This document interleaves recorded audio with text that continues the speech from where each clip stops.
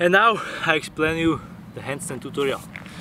Takže prvým krokom na učení sa stojky na zemi, teda klasickému handstandu, je analýza, či máte na to dostatok sily.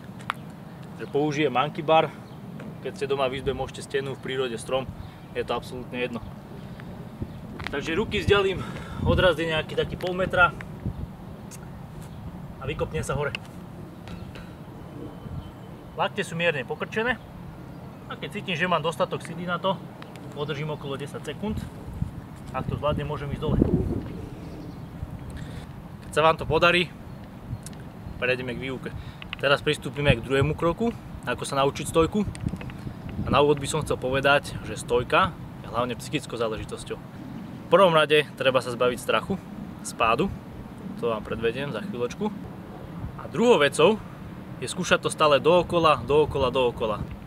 Tak a teraz prejdeme k praktike.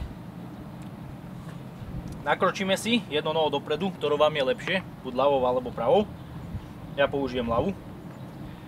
Mierne sa predkloním.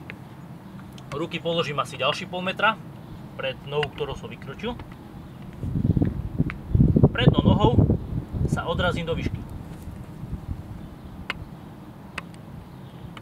A dopadne zase späť. A teraz vám podrobne vysvetlím, keď máte strach, alebo vôbec neviete ako na to, čo musí byť prvý krok, druhý krok, tretí a tak ďalej. Takže ideme na to.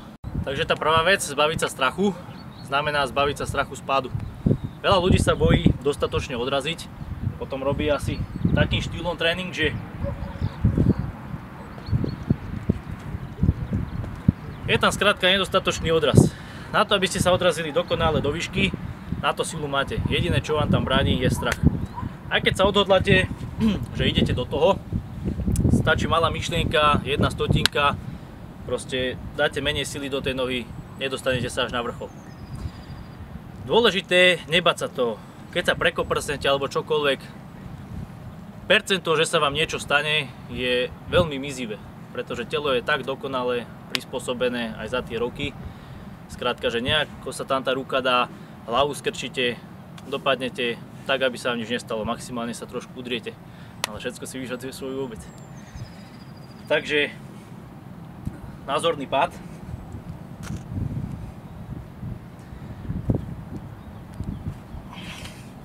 Môže vyzerať tak. Keď preletím silno, nič strašné, dá sa to všetko zvládnuť.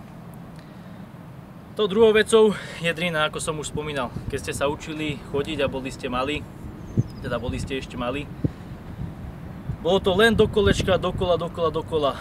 Takže rovnako je so stojkou. Musíte skúšať, praktizovať najlepšie každý deň. Keď som povedal, že to je psychická záležitosť, tá stabilita, ten balans, takže treba aj 2-krát za deň, keď máme čas. Výsledok príde ako u koho. Záleží, ako sa sústredíme. Dôležité je pri tom, keď trénujete, aby ste mali prázdnu hlavu, nemysleli na všetkým možným, ale sústredili sa, kedy ako zatlačiť na tie prsty. Uvedomovať si to skrátka. Ten pokrok príde u jedného skôr, u jedného neskôr, to už vám presne neviem povedať. Ja osobne, keď som začal sa učiť stojku, tak na nejaký balans, aby som vydržal v stojke 7-8 sekúnd, mi to trvalo nejaký mesiac a pol. Takže u každého je to individuálne. Skrátka, jedno pravidlo, ktoré si zapamätajte. Čím viac do toho dáte, tým viac sa vám vráti. Tretím krokom je udržiavanie balansu.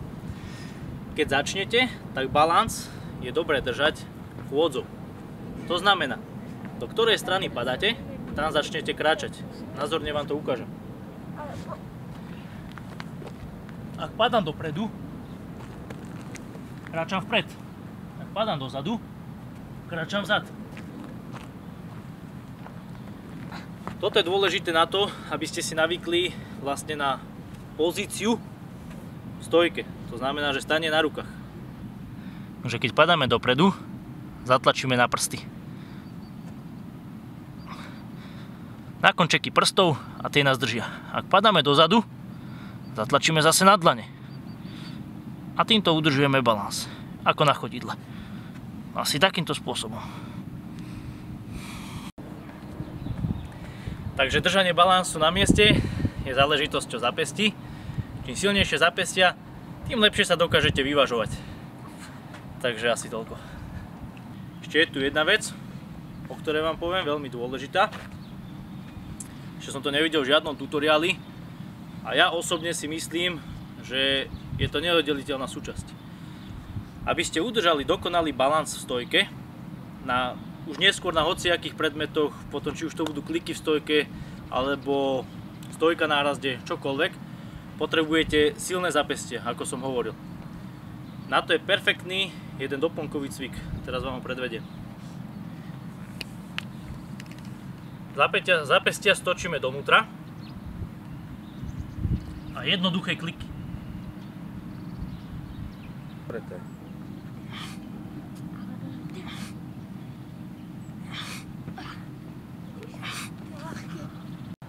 Tak a to je koniec tohto tutoriálu.